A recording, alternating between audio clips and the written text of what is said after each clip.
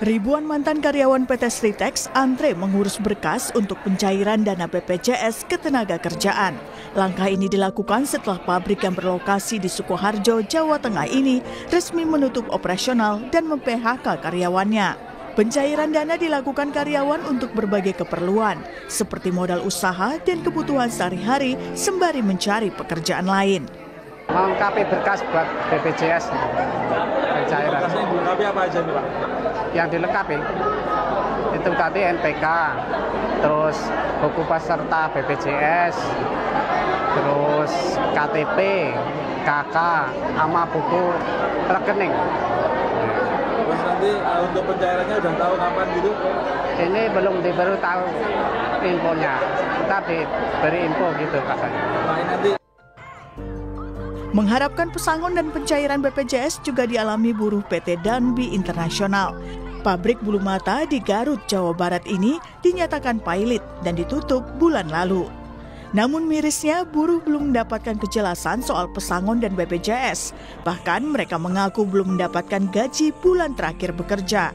Sebagai bentuk protes, buruh dan serikat pekerja memilih bertahan di tenda sampai adanya kesepakatan dan solusi.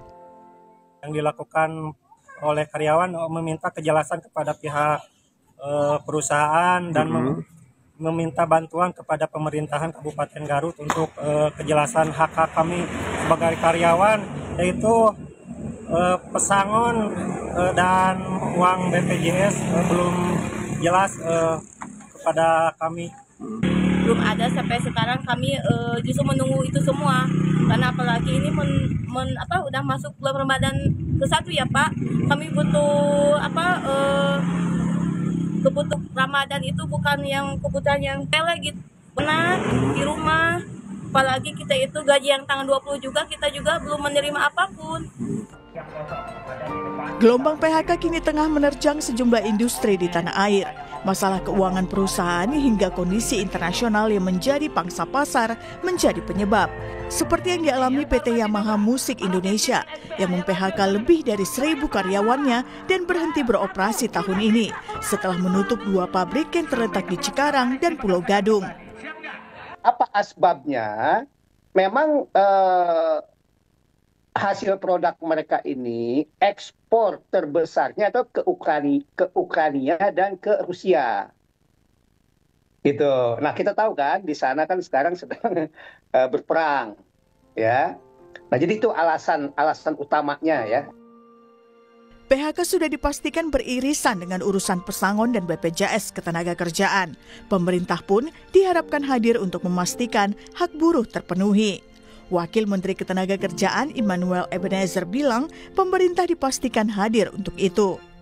Kita tidak bisa larut dengan situasi yang sangat emosional seperti ini. Tapi kita harus punya tindakan-tindakan yang rasional. Pertama kita melakukan misalnya kayak menjamin hak-hak buruh terkait misalnya pesangon. Ya. Kedua, hak mereka untuk mendapatkan jaminan kehilangan pekerjaan JKP. Kedua, kita juga harus menjamin mereka mendapatkan JHT, jaminan hari tua.